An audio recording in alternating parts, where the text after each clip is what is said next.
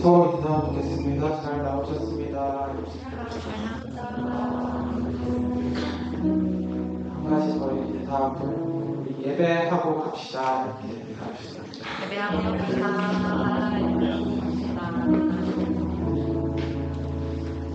예레미야 1장 5절 말씀입니다. 내가 너를 모태에 짓기 전에 너를 알았고 내가 배에서 나오기 전에 너를 성별하였고 너를 여러 나라의 선지자로 세워놓으라 하시니 주님을 향한 계획과 주님을 향한 그 마음을 기억하며 우리가 예배자리에 나아가도록 하겠습니다. 별다른 증거가 없어도 여러분이 제가 이 자리에 나와 있는 것 자체가 주님께서 우리 부르신 증거가 되지 않을까 싶습니다. 다 함께 부르신 곳에서 찬양하겠습니다.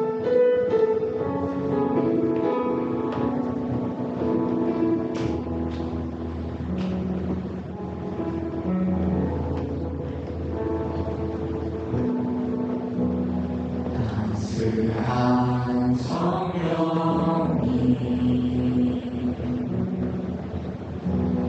나를 보내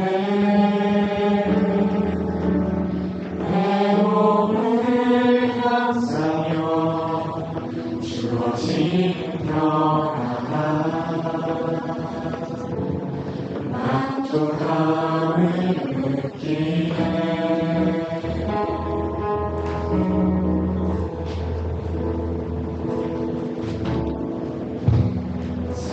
사랑과 진리를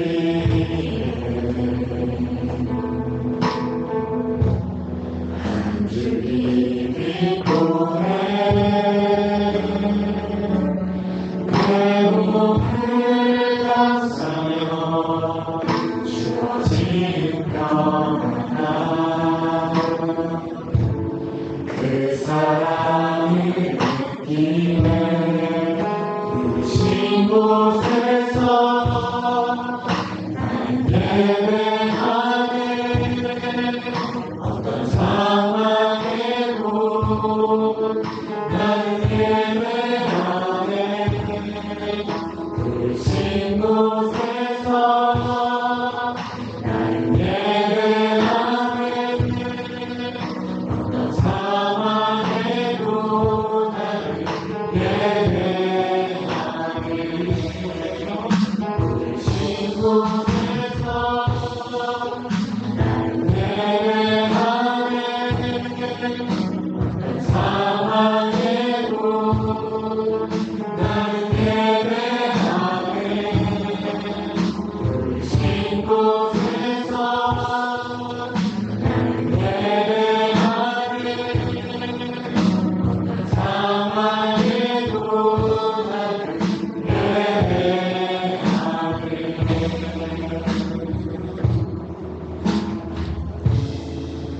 계속해서 우리 자리에서 다시 예배합시다.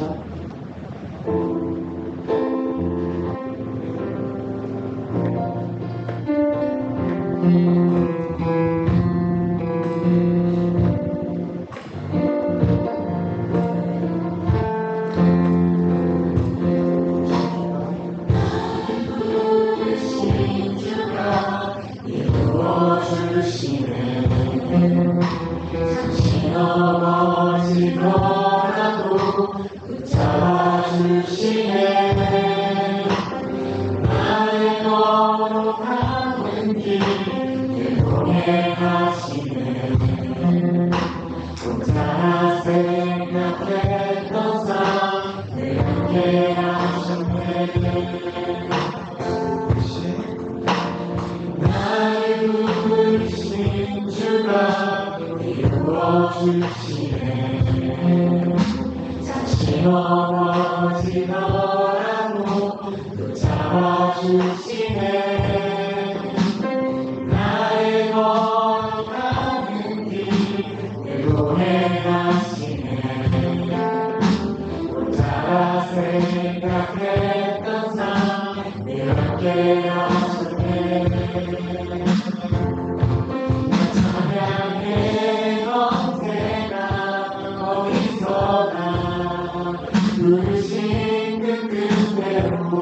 나를 지으신 주의 뜻대로 찬양해 영원토록 노래하네 나를 부르신 대로 주를 찬양하며 살아가리라 나를 부르신 주가 이루어주시네 다시 넘어지더라도 붙잡아주시네 나의 걸어가는 길을 고백하시네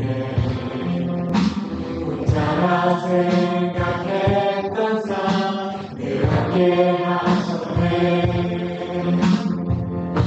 나 찬양해 언제나 어디서나 부르신 그 뜻대로 나를 지으신 주의 뜻대로 나 찬양해 영원토록 노래하네 나를 부르신 대로 주를 찬양하며 살아가리라 나 찬양해 언제나 어디서나 부르신 그 뜻대로 나를 지으신 주의 뜻대로 나 찬양해 영원토록 노래하네 나를 부르신 대로 주를 찬양하며 살아가리라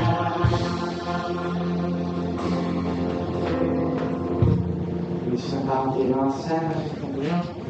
주님께서 부르신 자리가 때로는 우리가 고난의 자리처럼 생각할 때가 있는데 그것이 아니라 기쁨의 자리, 행복한 자리 좀 있습니다.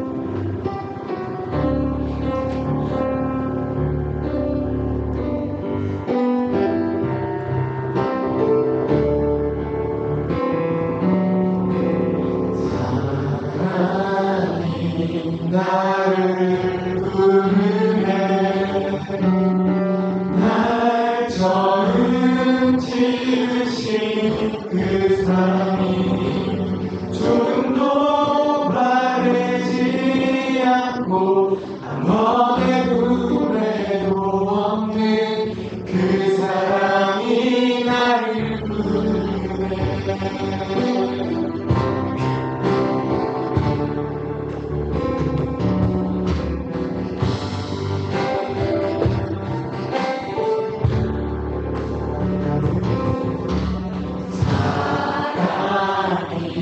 나를 부르네 날 처음 지으신 그 사랑이 조금도 바르지 않고 아무의 후회도 없는 그 사랑이 나를 부르네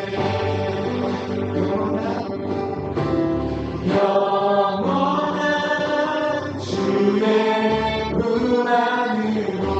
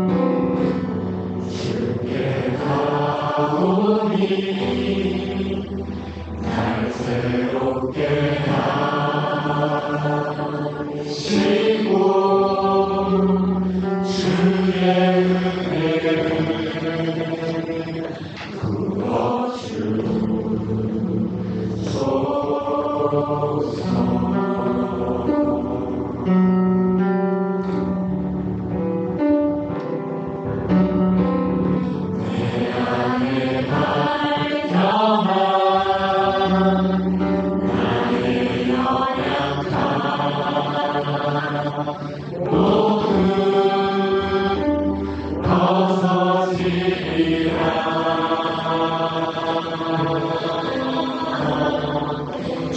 사랑으로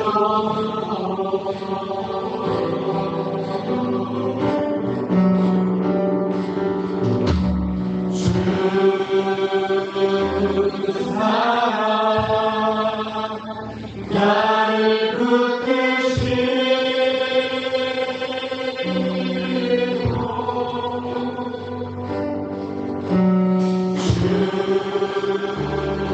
주 옆에 날 이끌소서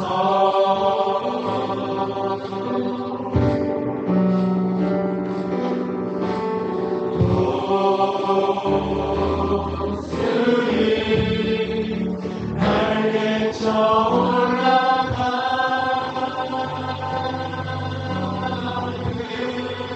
나 주님과 함께 일어나거니 주의 사랑 안에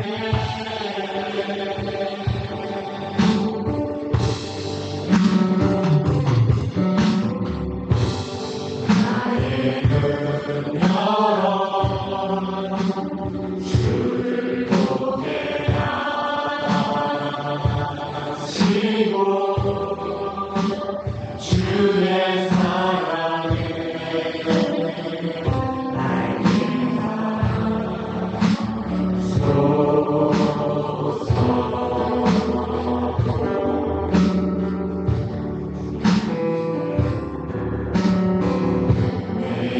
나의 삶에 주뜻이 이루어지도록 새롭게 하소서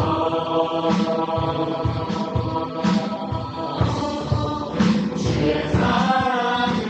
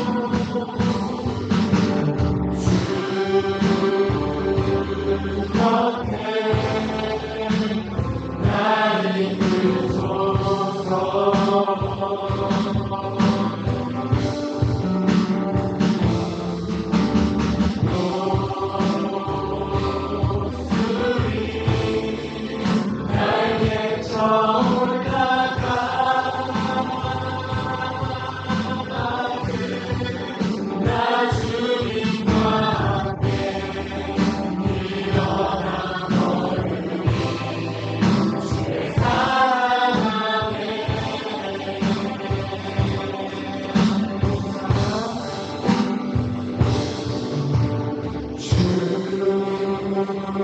나를 사랑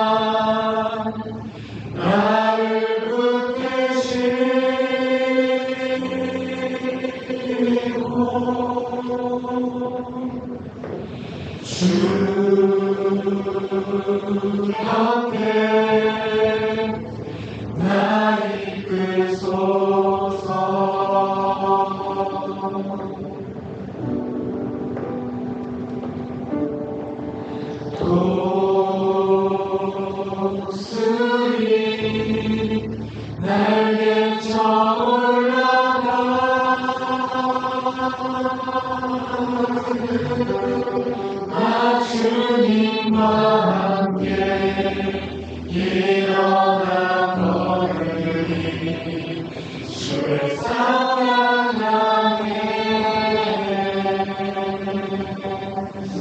그렇습니다. 주님 우리를 부르셨습니다. 주님 사랑으로 우리를 부르셨습니다. 주님 우리가 사랑에 반응하여서 나아갑니다. 주님 우리의 매장을 설 수 있도록 삶에 이끌어 주시옵소서. 결단에 들면 다 함께 기도합시다.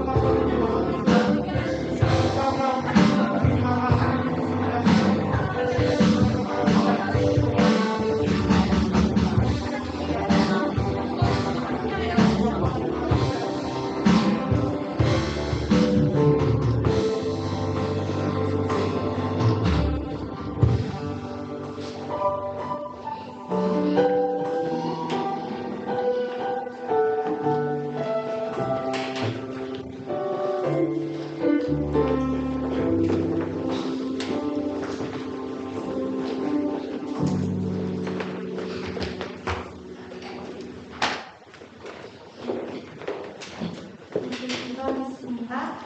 이 세상을 창조하고 모든 만물을 지으신 하나님, 아름다운 벚꽃과 그날의 사이에서 하나님의 자녀인 우리를 예배의 자리로 불러주시네 기쁘고 감사하며 기뻐하신 주님께 모든 찬양 올려드립니다. 주님, 우리를 하나님의 형상대로 지으시고 하나님이 영을 불어넣어 주셨으며 하나님의 뜻대로 줄로 지어준 구역을 다스릴 자유의지를 주셨습니다. 그리고 우리에게 완전하고 무조건적이며 영원한 사랑을 약속해 주셨습니다. 하지만 눈에 보이는 것을 의지하고 기뻐해 하나님께 달려가 교제하는 기쁨을 잠시 잊었습니다. 주님, 한 주 동안 성령님을 구하지 않았던 우리의 모습을 돌아보게 해주시고 회개의 은혜를 허락해 주세요. 우리의 모든 죄를 친히 드신 예수님의 피를 기억하고 부활의 확증으로 말미암아 다시금 하나님의 온전한 자녀로 회복될 수 있는 긍휼을 베풀어 주세요. 주님, 오늘 예배를 위해 기도합니다. 주님의 임재와 말씀을 사모하는 마음으로 모두 모였습니다. 예배를 준비하는 손길, 예배의 자리로 나온 발걸음, 예배의 마음으로 함께하는 지체 모두를 기억해 주시고 삶에서 하나님의 일하심을 경험하는 은혜를 허락해 주세요. 그리고 오늘 말씀을 전하실 방통희 목사님께 주님 함께하여 주시고 주님의 사랑의 메시지에 우리 마음을 활짝 열어 전심으로 말씀을 받아들일 수 있게 해주세요. 또한 말씀으로 몸과 영이 회복되어 삶을 살아갈 때에 성령 충만을 허락해 주세요. 주님, 주님께 받은 넘치는 사랑 우리에게만 머물러 있지 않게 하시고 봄이 힘찬 생명력처럼 주변에도 그리스도의 향기를 전하는 자녀 되기를 원합니다. 우리가 습관을 따라 기도할 때에 성령님 도움을 주셔 우리의 기도가 캠퍼스, 우리나라, 세계 열방까지 뻗어지게 해주세요. 그리하여 복음 통일, 전쟁 중병한 평화, 복음 전파에 앞장서는 그리스도의 일꾼으로 쓰임받기를 원합니다. 감사합니다. 살아계신 하나님의 아들, 살아계신 예수 그리스도의 이름으로 기도드립니다. 아멘. 같이 사도신경을 외치겠습니다.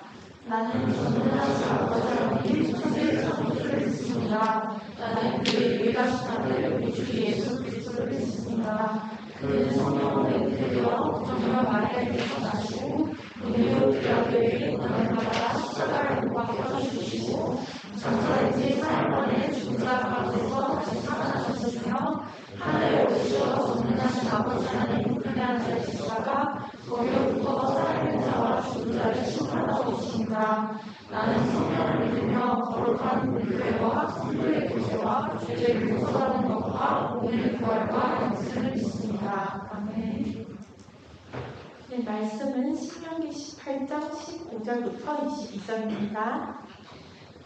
내 하나님 여호와께서 너희 가운데 네 형제 중에서 너를 위하여 나와 같은 선지자 하나를 일으키시니 너희는 그의 말을 들을지니라.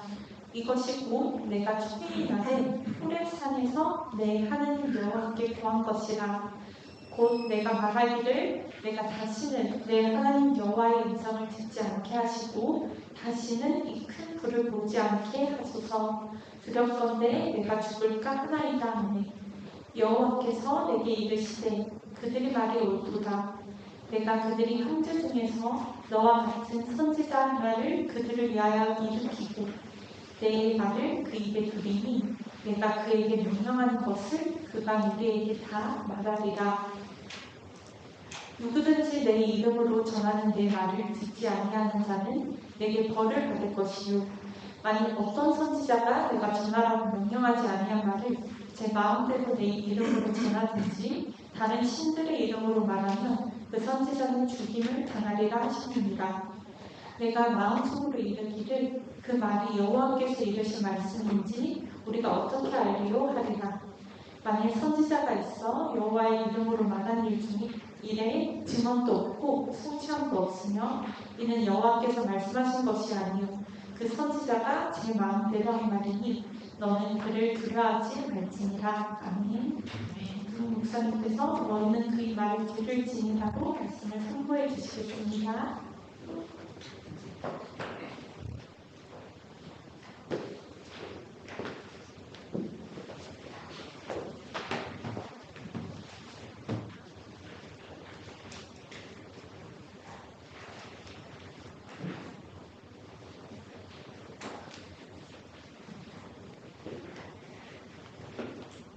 저도 기도하겠습니다.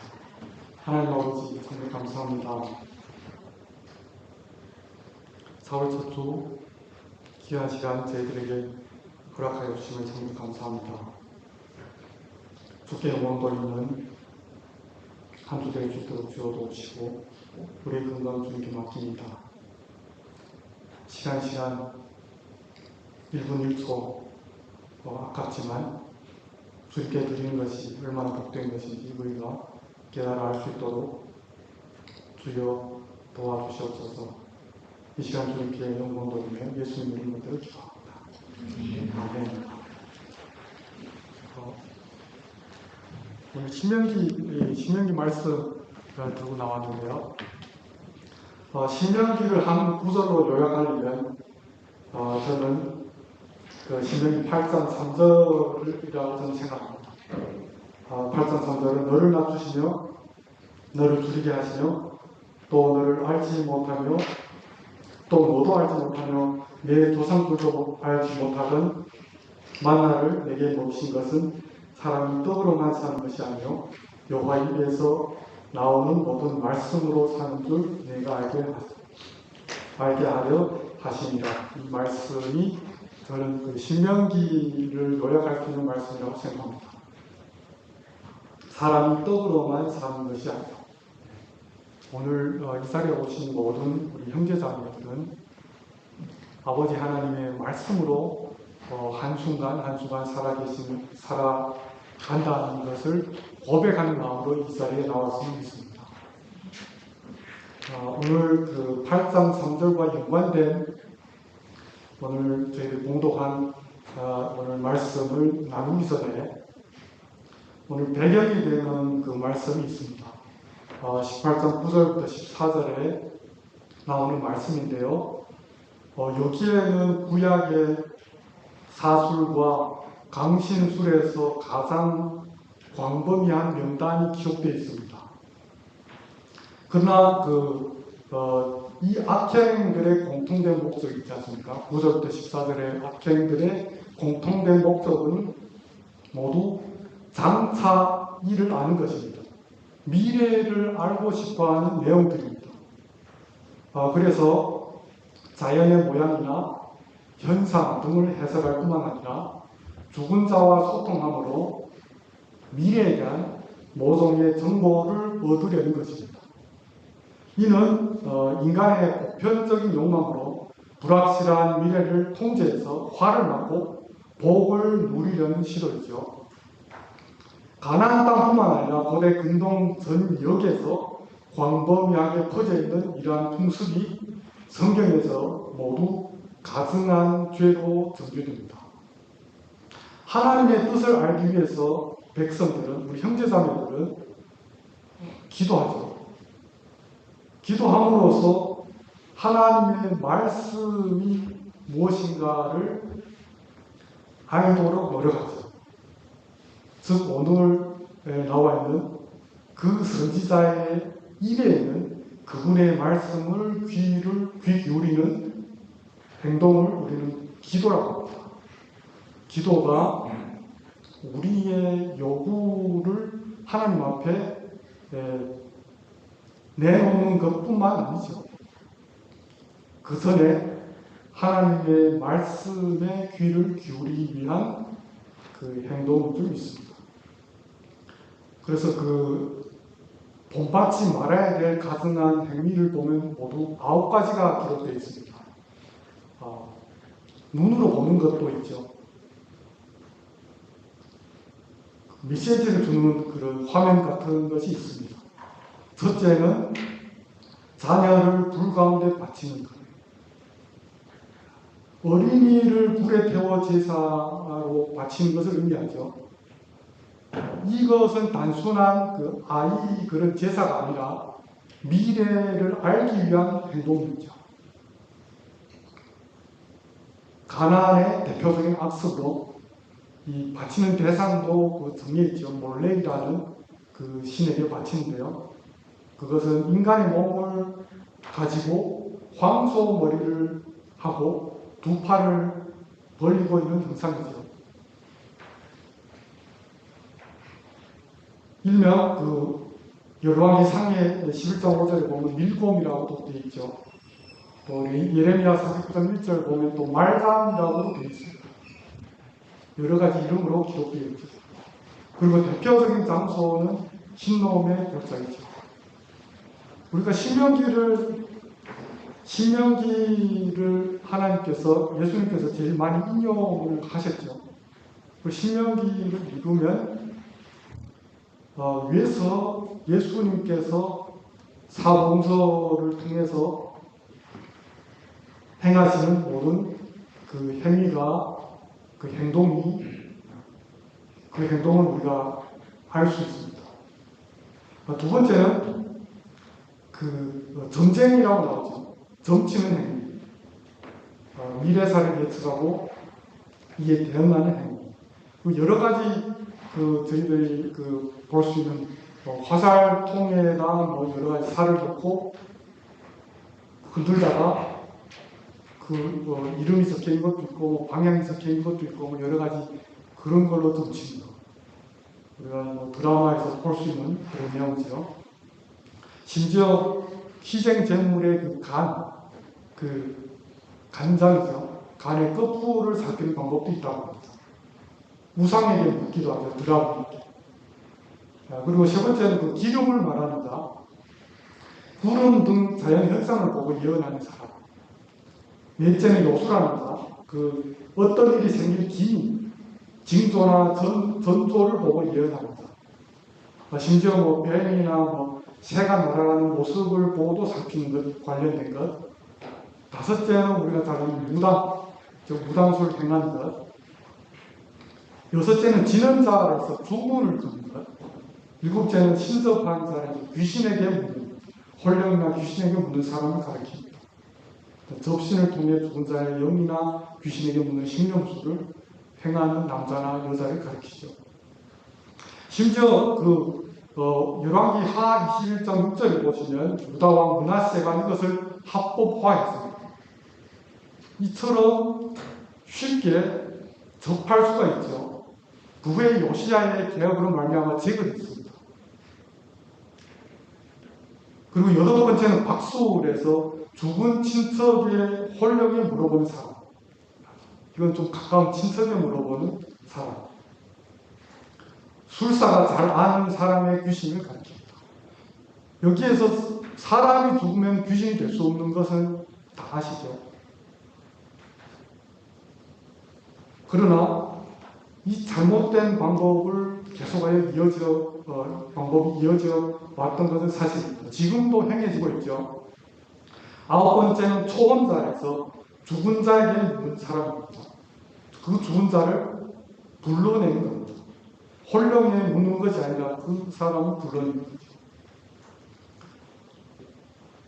그러면 이런 상태가 지금 저희 현대의 상태와는 아무런 연관이 없을까요? 그 21년도 인터넷에도 이런 것이 글이 올라와 있더라고요. 구인 구직하는 포털사이트. 그러니까 그 구직하기 위해서는 어느 곳으로 갈까, 어디에 취직을 할까, 뭐 고민이 많지 않습니까? 그 포털사이트에서 10대부터 30대 회원으로 조사한 결과 응답자의 90%가 운세를 본 경험이 있다고 답했다고 합니다.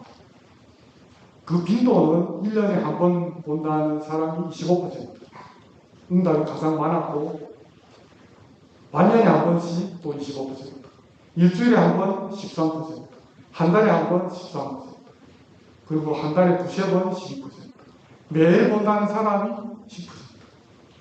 거의 그 미래에 대한 불확실성 때문에 이렇게 알고 싶어하는 사람들이 많다는 겁니다. 주위에 여러분이 만약에 누구시나 주위에 있는 사람들이 거지반 다 운세나 점을 볼 수도 있다는 것이죠. 1년에 한 번씩, 심지어 장난삼아가 꼭 본다는 거죠. 그리고 이 산업, 이 점 보는 이 산업이 점점 커져서 여러 가지 애플리케이션도 있고 심지어 그런 AI 인공지능으로도 개발됐다고 합니다. 너무나 손쉽게 섭하게 접할 수 있게 되는 거죠. 그리고 여러 가지 만화나 이런 걸로 또 나오고 텔레비전에 너무나 많이 나오죠. 유명한 개그맨들도 있고 배우들도 있고 점 보러 다니고 하는 것을 볼 수 있죠. 그러면 크리스찬들의 소위 그리스도인이라고 하는 분들은 없을까요? 아마 많이 소문을 들었을 겁니다.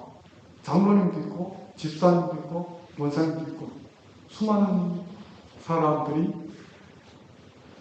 점 보러 다니는 것이 지금 현실입니다.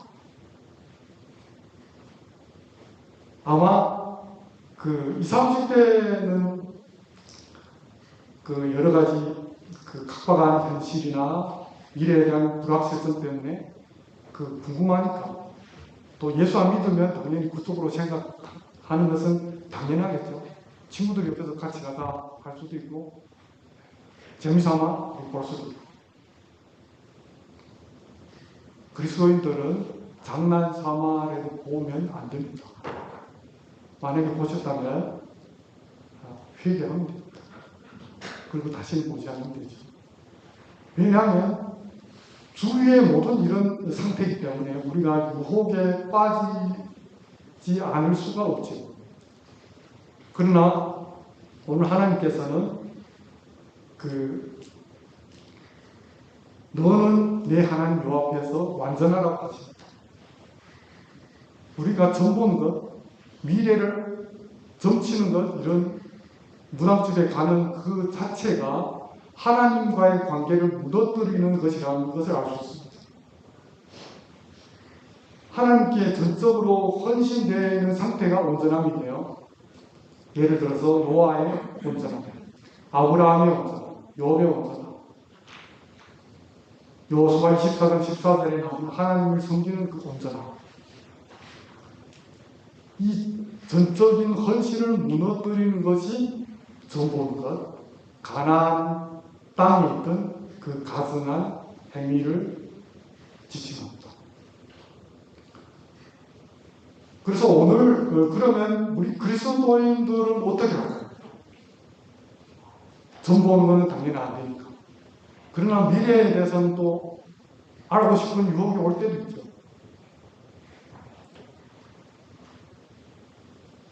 오늘 말씀 보시면 15절 보시면 내 하나님 여호와께서 너희 가운데 내 형제 중에서 너를 위하여 나와 같은 선지자 하나를 일으키시리니 너희는 그의 말을 들을지니라. 이스라엘 백성들은 무당 등의 말을 듣는 가나안 풍습을 따르지 말고 하나님이 선지자를 통해 전하는 말씀을 들어야 한다고 이야기합니다. 점을 보거나 무당의 말을 듣는 것이 아니라 선지자의 말을 들어야 한다고 합니다. 그러면 궁금한 것이 있죠. 이 선지자는 누구를 가르칠까요?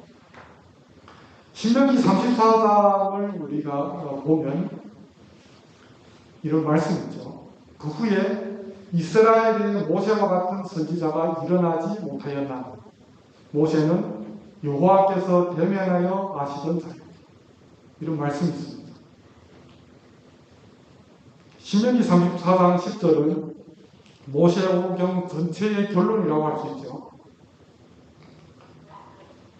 모세와 같은 선지자를 대한 이 언급은 오늘 보면 18절에 볼 수 있는 약속을 반영한다는 사실이 종말론적으로 혹은 메시아적인 의미로 사용되고 있음을 보여줍니다. 우리가 알 수 있게 베드로가 베드로 사도가 사도행전 3장 22절부터 26절에 보시면 신명기 18장 15절 인용한 말씀이 나옵니다. 그리스도 예수에게서 성취되었다고 증언하죠.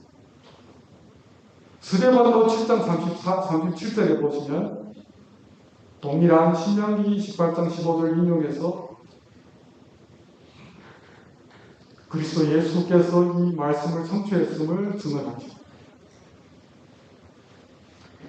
또한 요한복음에서 보시면 1장에서도 나오고 1장 21절, 25절, 45절, 4장에도 나오고 4장 19절, 5장 46절, 7장 40절에 보시면 예수 그리스도가 바로 그 선지자라고 증언하고 있습니다.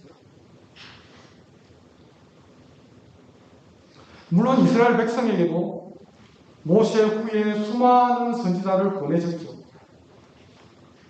그렇지만 모세와 같은 선지자를 보내지는 않았습니다. 조금씩 불완전하였죠. 엄청난 선지자들도 볼 수 있었죠. 예레미야 선지자가 수많은 말씀을 전해주었죠. 그러나 가짜 선지자도 엄청 많았던 것을 볼 수 있습니다. 그래서 그 말씀이 확인되기 전까지는 어느 것이 진짜인지 어느 것이 가짜인지 분별이 안 됐죠.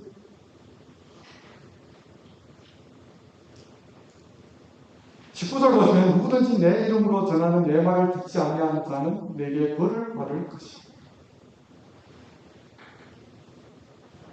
그래서 하나님은 그 선지자의 입에 말씀을 주심으로 말씀하시죠. 선지자는 대언자이므로 그의 말에 대한 반응은 곧 하나님께 대한 반응입니다. 이스라엘 백성들은 수많은 선지자들의 말씀을 들었어요. 그러나 실천하지 않은 사람들이 더욱더 많았죠. 그래서 그 책임을 면할 수 없어서 결국은 586년에 포로로 잡혀가죠. 대가를 치르는 거죠. 지금 신약 시대에 살고 있는 우리는 어떨까요? 그리스도를 거절하는 자는 심판을 받을 것입니다. 그리스도를 영접하는 자는 심판을 받지 않을 것입니다. 요한복음 12장 44절 또 50절 말씀을 보시면 예수께서 외쳐 이르시되 나를 믿는 자는 나를 믿는 것이 아니요 나를 보내신 이를 믿는 것이며 나를 보낸 자는 나를 보는 자는 나를 보내신 이를 보는 것이다. 나는 빛으로 세상에 왔나니 무릇 나를 믿는 자로 어둠에 거하지 않게 하려 함이로라. 사람이 내 말을 듣고 지키지 아니할지라도 내가 그를 심판하지 아니하리라. 내가 온 것은 세상을 심판하려 함이 아니요 세상을 구원하려 함이다.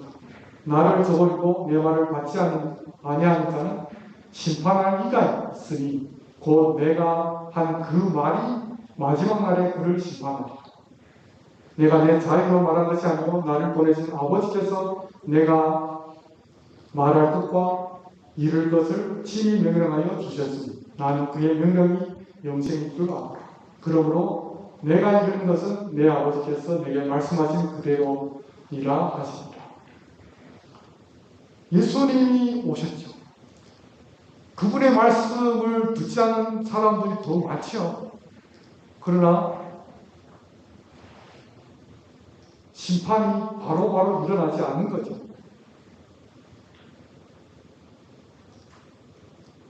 그러나 최후 심판 때는 그 말이 예수님의 말씀이 그를 심판할 것이라고 합니다.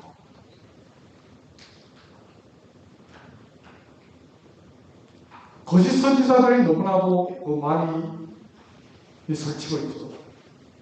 수많은 이단들이 설치고 있죠. 그리고 수많은 사람들이 미혹되어서 거짓 교회에 다니고 있죠. 참 선지자와 거짓 선지자를 분별하는 기준이 무엇일까요? 대략 세 가지로 이야기하고 있습니다. 하나님의 말씀이 아닌 자기 말을 전하는 경우입니다. 하나님 말씀과 상관없는 자기 말을 전합니다. 그리고 다른 신들의 이름으로 말하는 것. 실제는 선포한 예언이 이루어지지 않는 경우죠. 예언 성취는 선지자에 대한 하나님의 신임자이죠. 그러나 이것은 필요 조건이 아니라 필요 조건이나 충분 조건이 아닙니다. 왜냐하면 거짓 선지자도 그 자기 한 말을 성취하는 것을 볼 수 있습니다. 그러나 이때에는 이것이 더욱더 위험하죠. 그리고 또 더욱 난감한 점은 예언한 일이 이루어지기 전에 예레미야의 예언과 거짓 선지자 하나냐 그리고 스마야 이 사람들의 거짓 예언을 분별하기 어렵다는 겁니다. 그러면 우리는 어떻게 할까요? 우리는 성령을 가지고 있죠. 그리고 2000년 되는 교회 역사를 통해서 엄청난 풍부한 자원을 가지고 있습니다. 그리고 모세보다 크신 그리스도의 가르침이 있습니다.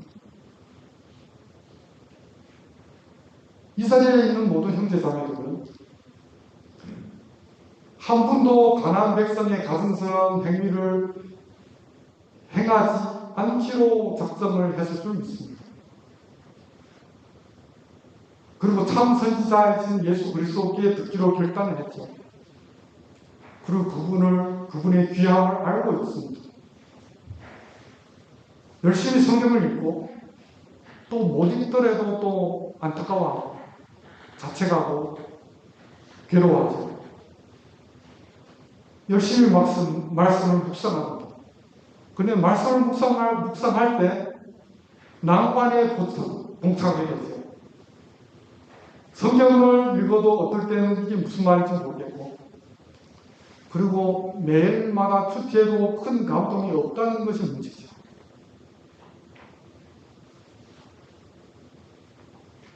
어떻게 하면 좋을까요? 오늘 16, 17절에서 답을 찾기로 합시다. 다른 데서 찾기로.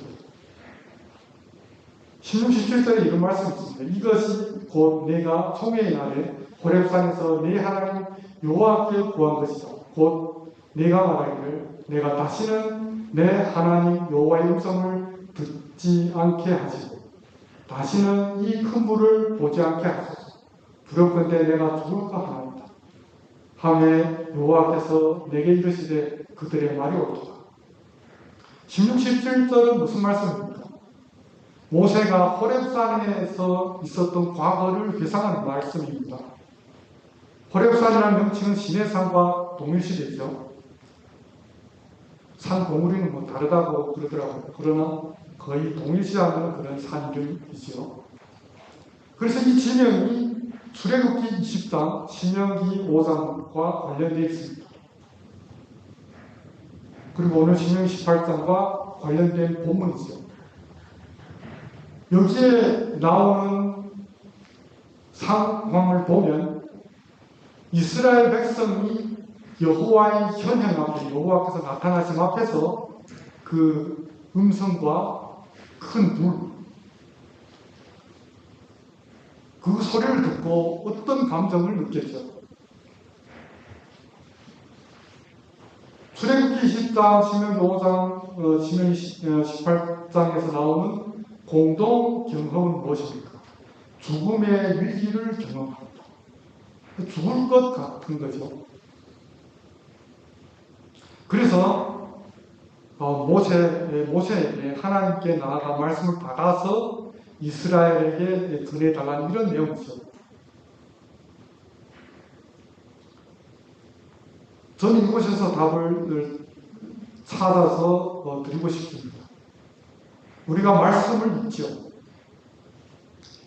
그것은 무엇을 뜻합니까? 여호와의 현현 앞에 우리 자신을 세우는 겁니다. 우리가 성경을 읽을 때 그 말씀이 편지책에 적혀있든 성경에 적혀있든 우리가 스마트폰으로 보든 컴퓨터로 보든 그게 말씀이라면 그 말씀 앞에, 여호와 앞에 우리 자신을 세우는 겁니다. 예수님께서 십자가에 다니실 때, 운명하실 때 그 앞에 섰던 백부장이 뭐라고 고백합니까? 십자가 앞에, 십자가를 향해서 예수님을 향해서 섰죠. 예수님 앞에 섰습니다. 이 사람은 진실로 하나님의 아들이다. 이 사람은 진실로 그리스도라는 거죠. 말씀을 읽는 것, 우리가 또 묵상하는 것은 우리가 말씀을 판단하기 위해서가 아니죠. 말씀이 우리를 판단하는 겁니다. 말씀이 우리를 판단하는 겁니다. 즉, 말씀 앞에 아까 이스라엘 백성이 직접 여호와의 현현 앞에 섰을 때 그런 죽음을 경험하는 거죠. 우리가 말씀 앞에 죽는 겁니다. 우리가 말씀 앞에 죽지 않으면 우리는 살 수가 없죠. 말씀의 능력은 우리가 죽을 때 그 능력이 발휘됩니다. 우리가 조금이라도 말씀을 판단하는 마음을 우선시하고, 물론 그 말씀의 판단을 받은 그 상태로 우리가 다시 받아들이는 것은 우리의 판단을 사용할 수 있죠. 그러나 그 전에 우리가 먼저 판단해서 다 재서 버릴 건 버리고 우리가 취하고 싶은 것만 취하면 우리는 더 이상 말씀의 능력을 받을 수가 없습니다. 그래서 바울이 나는 날마다 죽는다 할 때 말씀 앞에 죽는 거겠죠.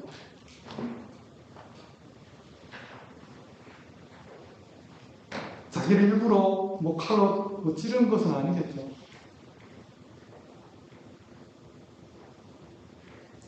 우리의 죽음을 경험할 때 그리스도의 존귀함을 더욱더 깊이 깨달을 수 있습니다. 우리의 영혼은 새 힘을 얻습니다. 예수님은 너무나도 특별한 선지자죠. 예수님은 하나님의 아들이시죠. 예수님은 하나님이시죠. 삼위일체 하나님을 믿는 형제, 자매 여러분. 예수님 자체가 살아계신 말씀의 그 몸으로 오셨죠. 말씀 자체가 되십니다.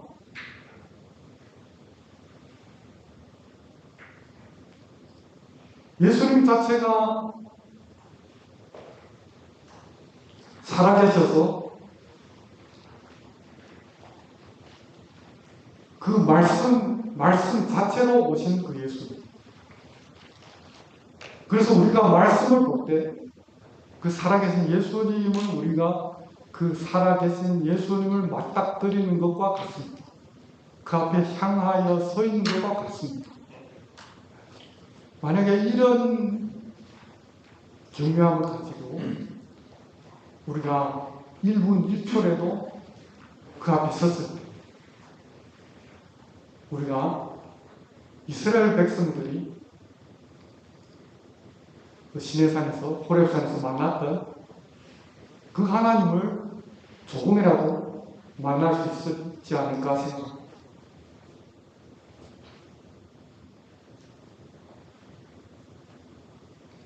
오늘 이 시간에 우리가 경외하는 마음을 가지고 성령께서도 우리의 마음을 쪼개시고 또 인도하시는 줄 믿습니다.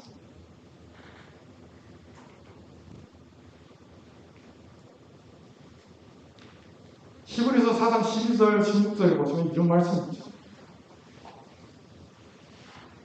하나님의 말씀은 살아있고 활력이 있어 좌우에 날선 어떤 검보다 유리해요. 우리가 잘 아는 말씀이죠. 혼과 영과 관절과 골수를 찔러 쪼개기까지 하고 또 마음과 생각과 뜻을 판단합니다. 말씀이 우리를 판단합니다. 지으신 것이 하나도 그 앞에 나타나지 않으며 우리의 결산을 받으실 이의 눈앞에 만물이 벌거벗은 것과 같이 드러나느니라. 이게 말씀 앞에 섰을 때 우리의 그 존재 그 자체입니다. 그러므로 우리에게 큰 대제사장이 계시니 승천하시니 곧 하나님의 아들 예수시라. 우리가 믿는 도리를 굳게 잡을 지어다. 우리에게 있는 대제사장은 우리의 연약함을 동정하지 못하실 리가 아니다. 모든 일에 우리와 똑같이 시험을 받으신 이로되 죄는 없으십니다. 그러므로 우리는 긍휼하심을 받고 때를 따라 도는 은혜를 얻기 위하여 은혜의 보좌 앞에 담대히 나갈 것입니다. 두렵고 떨리는 마음으로 하나님 앞에 섰을 때 그것으로 끝나는 것이 아니라 우리의 대제사장 대신 예수님이 우리의 연약함을 동정하고 우리가 긍휼의 은혜를 받도록 하나님 앞에 담대히 설 수 있도록 하신다는 겁니다.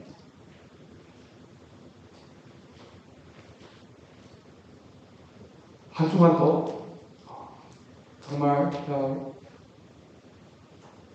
아침에 말씀 읽을 때 그 시간이 1분 1초일지라도 말씀 앞에 우리를 온전히 세울 수 있는 그 시간 되시기를 바랍니다.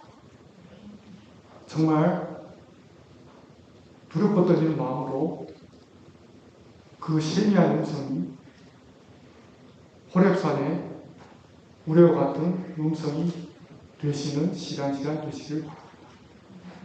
기도하겠습니다. 하나님 아버지, 예수님은 바로 그 선지자이십니다.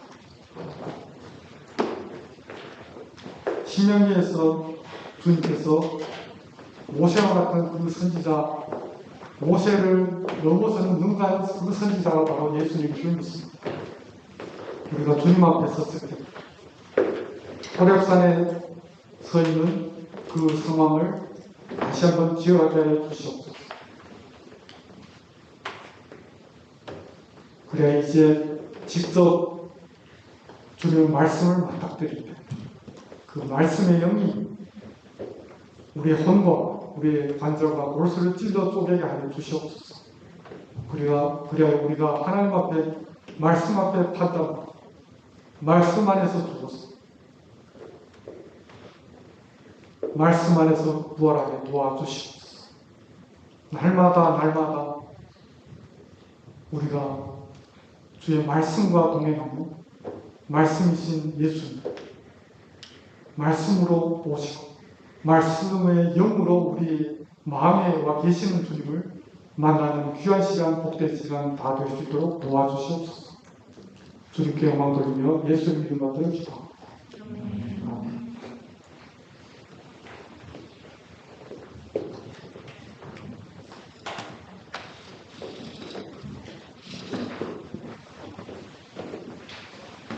말씀 감사드립니다. 이 시간 함께 동안 찬양 되시겠습니다.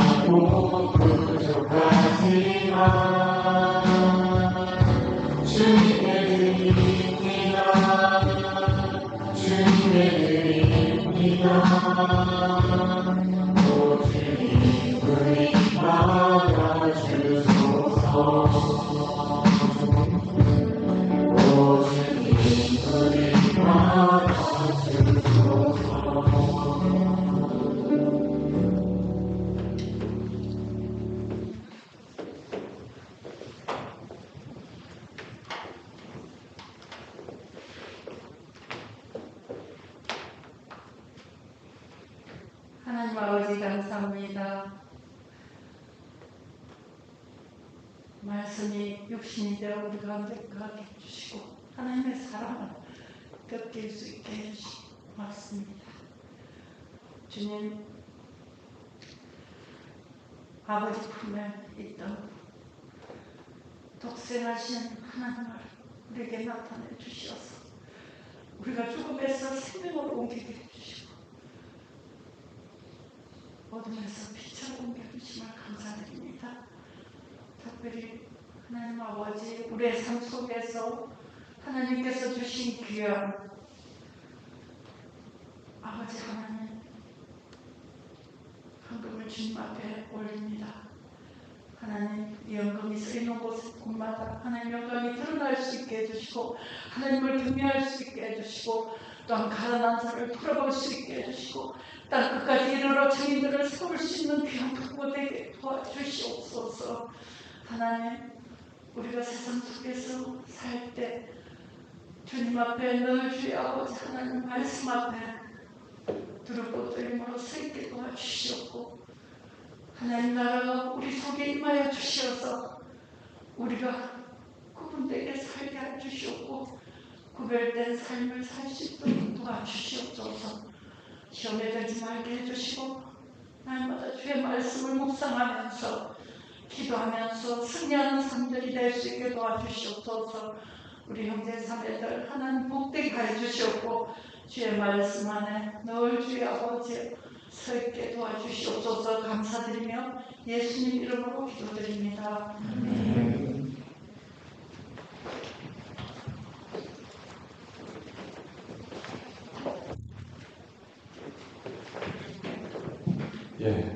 오늘 두세 가지 정도 광고드립니다. 먼저는 벌써 한 달 가까이 된 걸로 제가 기억을 하는데요. 홍정인 교수님과 지난 서론을 드디어 다시 이렇게 함께 예배를 드릴 수 있게 됐습니다. 오늘 이제 우간다에 방문하셔서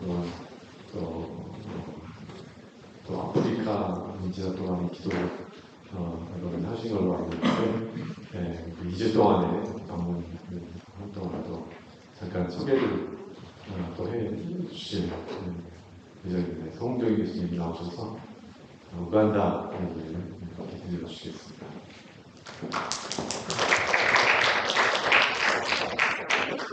네, 감사합니다. 2주는 아니고 열흘 동안 다녀왔는데요. 우간다는 우리와 생소한 곳인데 저도 우간다 그러면 이디아민밖에 생각이 안 나더라고요. 우간다는 그 아프리카의 중앙에서 동쪽에 있는 나라입니다. 적도가 이제 지나고 있고 우간다의 북쪽은 남수단, 오른쪽은 케냐, 오른쪽 아래는 탄자니아, 빅토리아 호수가 남쪽에 있고 그 다음에 부룬디, 루안다, 콩고 이렇게 있습니다. 이제 그 아프리카 동쪽에 이제 중앙에 있는 지역이죠. 제가 이제 쿠미 대학에 가게 될 것 같은데요. 쿠미 대학을 제가 방문해서 쿠미 대학은 1999년도에 한국인 선교사님에 의해서 세워진 대학이고 그동안 많은 어려운 시기가 있었는데 코로나를 지나면서 발전 단계에 있고 이제 대학다운 대학으로 발전하고자 하는 그런 단계에 있는 것 같습니다. 그래서 하나님께서 저희로 하여금 또 그 대학을 섬길 수 있는 기회를 주신 것이 너무 감사하고 요 책인가요? 여기 보시면 이제 저희가 그 주일 채플 끝나고 이제 사진 찍은 거고 두 번째 있는 것은 그 남수단 학생들이 이제 난민 캠프로 우간다 북쪽에 이제 주로 와 있는데 그 학생들이 쿠미 대학에 오게 되었는데 그 학생들에게 전액 장학금을 주고 공부를 이제 할 기회를 주게 되었습니다. 그래서 이 학생들이 입학하기 전에 제자훈련 받는 모습입니다. 제자훈련을 이제 얼마를 받았죠? 원래 3개월 받다가 조금 줄여가지고 7주 과정을 했던 것 같은데 그 담당하시는 선교사님이 이제 저보고 오전에 잠깐 좀 말씀을 나눠달라고 해서 말씀을 나누는 장면이고요. 참 이들이 소망 없는 남수단의 학생들이 난민 캠프에서 주님을 만나고 또 쿠미 대학에서 쿠미 대학 입학하기 전에 제자로 세워지고 이들이 이제 입학한 뒤에 소울 리더가 되어서 쿠미 대학의 영적 분위기를 새롭게 하는 그런 일들이 있다고 합니다. 굉장히 이제 참 영적 분위기가 좋아지고 있고 저는 참 요즘 계속 기도하면서 쿠미 대학에 있는 학생들이 자기의 마을과 자기의 나라와 자기의 민족을 품고 기도하는 학생이 되게 해주시옵소서. 정말 그들을 통해서 그 민족의 소망의 빛이 전해지게 해주시옵소서. 그렇게 기도하면서 하나님께서 저희를 부르신 그 뜻을 발견하고 기도하면서 준비하고 있습니다. 오른쪽에는 저희와 함께 간 이사장님과 우리 김남주 사모님 뒤쪽에 현재 총장님이 계시고 그 다음에 여러 스태프들과 찍은 사진입니다. 그 다음 사진은 이거는 제가 그 어린아이들 총장님이 이제 가끔씩 방문하시는 초등학교인데요. 초등학교 가니까 아이들이 얼마나 순수한지 와서 아이들이 이제 저한테 전화하면서 인사를 해요. 하면 악수하고 제가 한번 이렇게 손을 똑같이 따라하는 거예요. 그래서 제가 춤을 추게 같이 춤을 추고 제가 하는 대로 똑같이 하더라고요. 그래서 너무나 순수하게 제가 동남아시아에도 많이 가봤지만 동남아시아 이렇지 않거든요. 굉장히 동남아시아 샤이하고 부끄러워하는데 아프리카 아이들은 부끄러워하는 게 없더라고요. 혹시 그 다음 영상 없습니까? 거기 이제 여러분 아프리칸 그 그루브라고 하는 거 알죠? 춤추면서 약간 너무 멋있더라고요. 그러니까 아프리카 학생들은 자기도 모르게 그 DNA 안에 자연스럽게 춤추면서 하나님을 예배하는 그런 것이 있더라고요. 그래서 참 이들이 변화하면은 쿠미 대학은 아프리카 우간다 북쪽에 있는데요. 좀 시골 지역에 있습니다. 그래서 비포장 도로가 많고 인터넷도 잘 안 돼 있고 지금 광 케이블을 이제 거의 아마 깔아서 인터넷이 어느 정도 이제 잘 될 것 같아요. 제가 간 동안에는 인터넷이 안 돼가지고 여러분에게 좀 소식을 전하고 싶었는데 인터넷이 거의 안 되더라고요. 그래서 거의 포기하고 연락을 안 하게 되었는데 아마 제가 가게 되는 이야기쯤에는 어느 정도 잘 되지 않을까 기대를 하고 있습니다. 포장은 뭐 좀 더 시간이 걸릴 것 같고요. 이제 아주 열악한 시골 지역인데 그렇죠. 그 시골 지역의 학생들, 또 난민 학생들이 와서 예수님을 새롭게 만나고 변화되고 꿈을 가지고 그 마을과 나라를 변화시키는 그런 일꾼들이 될 수 있기를 위해서 기도하고 있습니다. 그래서 제가 소망하기는 저희 구미대학교 선교와 또 우리 서울대학교가 연계해서 같이 아프리카를 섬길 수 있으면 좋겠다 그렇게 기도하고 있습니다. 감사합니다.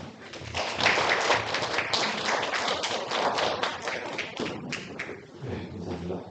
갈렙과 같은 보고를 해주시니까 앞으로 구미대학과 우간다를 위해서 많이 기도하시려고 준비하실 텐데 저희들도 같이 함께 기도하며 준비하는 시간이 되었으면 좋겠습니다. 두 번째는 이미 진작부터 우리 가운데 있었지만 이번에 새가족단에서 등반하게 된 우리 윤세호 형제님이 계십니다. 그래서 우리 민영 자매가 또 나와서 진행을 해주실 텐데요. 세호 형제 어딨죠?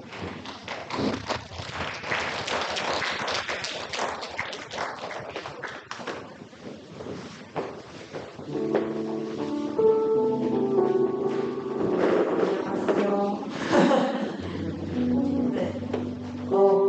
저희 윤세훈 형제님이 계속 같이 예배 드리다가 이제 4주간 새가족교회 모사를 받고 등반하게 됐습니다. 어느 목장에 가시게 됐죠? 아직 안 되고 맞나? 네. 저기 손을 흔들고 계시는 저 하원 목자님이 계시는 하원 목장에 가게 됐습니다. 그래서 이제 저희 늘 하던 새가족분들 오시면 듣는 인터뷰로서 본인에 대해서 우리가 궁금해하니까 인터뷰를 저희가 미리 받았는데 이 응답에 대해서 본인이 직접 설명을 해주시는 시간을 가지면 좋겠습니다. 네. 안녕하세요. 윤세훈 학생입니다. 건실한 청년. 입으로 말하는 제가 서울대학교에서 그래도 생활하면서 형제 자매님들이 지어주는 능력이어서 생각해보니까 감사한 편인 것 같더라고요. 그래서 건실한 교회에서 열심히 신앙생활해서 정말로 건실한 교회를 될 수 있도록 노력하겠습니다. 네, 그리고 이렇게 나와 있고요. 저는 이제 화학생물공학부라는 학과를 다니고 있고요. 이제 관심 분야로 생화학, 나노, 바이오 공학이라고 썼는데 생화학을 공부를 하면서 참 하나님께서 창조하신 이 인체의 시비를 많이 느낄 수 있는 학문이라고 생각이 들었습니다. 그래서 많이 흥미가 있었고 앞으로 또 연구를 하게 되면 이쪽 분야로 연구를 하고 싶은 마음이 있습니다. 네, 모태신앙이고요. 나에게 힘을 주는 말로 이제 하나님께서 나를 사랑하신다는 어떻게 보면 되게 많이 듣게 되는 이야기를 썼는데요. 이렇게 제가 최근에 어떤 책을 읽으면서 많은 기독교 사람들이 이렇게 하나님께서 자기를 사랑하는지에 대해서 확신을 못 갖는 사람들이 의외로 많다는 말을 들었습니다. 그래서 하나님께서 나를 사랑하신다에 대해서 나는 과연 확신을 하고 있을까를 생각을 해봤을 때 그렇지 못하고 의심할 때도 있었고 그런 모습들이 있어서 내가 어떠한 곳에 가도 어떤 일을 하든지 하나님께서 항상 나를 사랑하시는구나를 항상 마음에 새기려고 노력하고 있습니다. 마지막으로 등반을 하면서 어떻게 보면 이제 모태신앙으로서 이제 새신자 교육이라고 하는 게 되게 좀 새신자 교육이었지만 저는 교회를 다니면서 간과하고 있었던 그런 어떻게 보면 신앙 기초적인 것들을 많이 세워줄 수 있는 그런 시간이었고요. 또 그뿐만 아니라 항상 제가 원하는 메뉴로 맛있게 시켜주시고 또 차도 사주시고 항상 그런 시간들이 참 행복했던 시간이었던 것 같습니다. 제가 감사드리고 이렇게 사랑을 받은 만큼 저도 나누면서 살 수 있는 사람이 되도록 하겠습니다. 감사합니다. 혹시 뭐 기도 제목 있나요? 세훈이 네. 기도해 주는. 네, 뭐 기도 제목은 이렇게 교회에서 좀 등반하게 소감이 다 나와 있는 것 같은데요. 제가 받은 사랑을 나누며 살 수 있도록 이렇게 그리고 교회에서 신앙생활을 잘 해나가서 거의 청년이 될 수 있도록 정말 감사하겠습니다. 네. 세훈이 새가족교육 처음 시작할 때가 개강 첫 주였는데 관정에서 복습하다 왔다고 건실하죠? 깜짝 놀랐어요. 복습 이렇게 뭐가 있어? 막 이러면서. 네, 뭐 수영 좋아하고 축구도 좋아하시지 않나요? 네, 관심 있는 형제분들 연락 주시면 감사하겠습니다. 네, 그래서 이렇게 열심히 학업도 하고 이제 학교에서 이렇게 신앙생활도 하게 됐는데 우리 세훈이가 학교 다니면서 또 교회 다니면서 새로운 목장에서 잘 적응하고 받은 사랑을 잘 줄 수 있는 형제로 자라가길 기도해 주시면 감사하겠습니다. 기도를 계속 기도해 주시고 나면 선물을 주시면 감사하겠습니다. 네, 같이 기도하겠습니다. 하나님 아버지, 그 사랑하시는 우리 세훈 형제를 저희 가운데 또 보내주셔서 이렇게 정식으로 등반이 되어서 저희 가운데 함께 생활하며 또 예배하게 하심을 감사드립니다.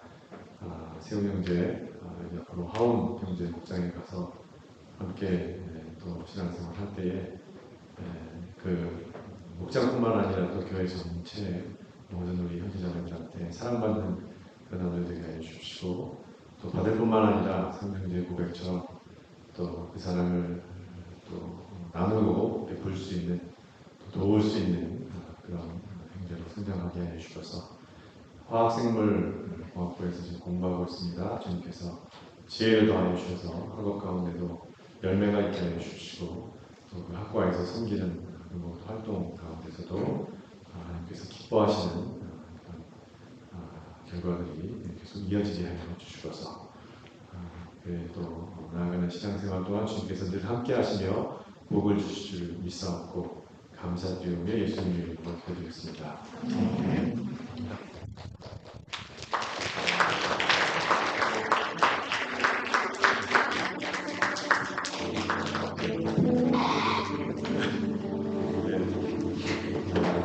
홍정희 교수님 또 사원님 유관다에 가시면 춤도 많이 들지 않을까 싶습니다.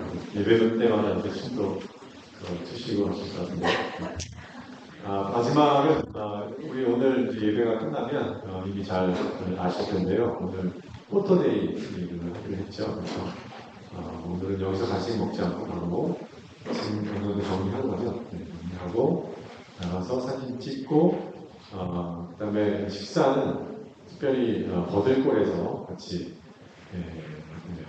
목장별로 아마 이렇게 모여서 할 것 같은데 아마 단톡방에 올라온 그 사진을 보고 다들 지금부터 벌써 군침이 나지 않을까 싶습니다. 그냥 전사님께서 아주 만난 음식으로 준비를 해주셔서 너무 감사하고요. 사진 같이 잘 찍고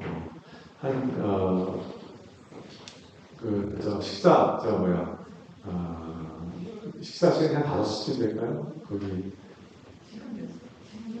3시 반쯤 아마 40분 뭐 3시 50분쯤 자연에 가서 단체 사진 찍고요. 이동해서 목장별로 이제 과일은 목장별로 제가 나눠줄 거고요. 목장별로 음식을 주문해서 작년에도 그렇게 했거든요. 목자가 자기 목장 사람 수에 맞게 음식 주문하고 성기비된 목장도 따로 모여서 저기도 음식 주문해서 먹을 거거든요. 그리고 이번 주 토요일 날 상현 이전 결혼식도 다시 한번. 예, 그렇죠. 예. 시간 다시 한번 6시 반 서당역 1번 출구 예, 이제 다시 한번 말씀드리겠습니다. 그러니까 일단 거들거리에 모이는 시간은 5시 정도로 할까요? 너무 4시 50분? 4시 반쯤 모일 수 있을 것 같은데. 그러네요. 네, 4시 반쯤 해서 그러면 버들골에 일단 자아연에서 단체 사진 네. 찍고 계속 사진 이제 찍으면서 같이 이동하고 네. 차 가져갈 사람은 같이 이동하니까 일단 3시 50분에 자아연에서 모이고 4시 반까지 여기 버들굴로 4시 반까지 버들굴로 일정으로 해서 진행을 하도록 하겠습니다. 그리고 20번인데 금주 토요일 날 우리 상일 형제와 민정답에 기다리던 당신을 모두 기대하고 있고 아마 그 전날부터 가서 이제 또 준비하시는 분도 계신 걸로 알고 있는데 은혜로운 결혼식 되길 바라고 6시 반에 1번 출구, 사랑역 1번 출구에서 버스가 떠납니다. 그래서 버스 타고 함께 가실 분들은 그렇게 꼭 준비해 주시면 되겠습니다. 예, 다른 혹시 또 없으시죠? 예, 이상 마치겠습니다.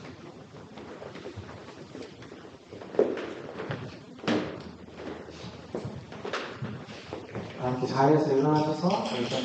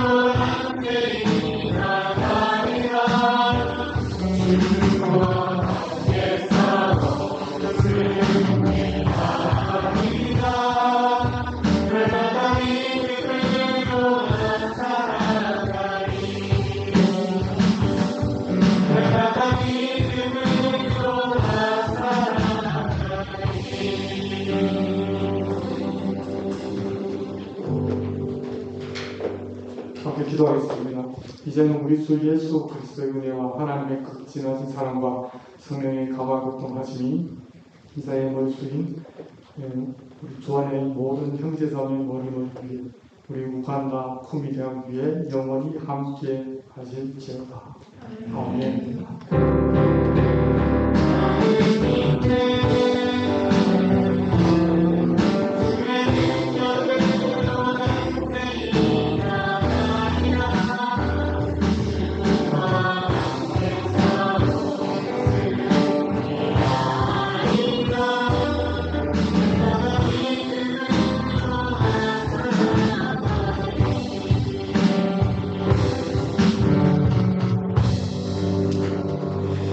네, 이번 수업을 마치도록 하겠습니다.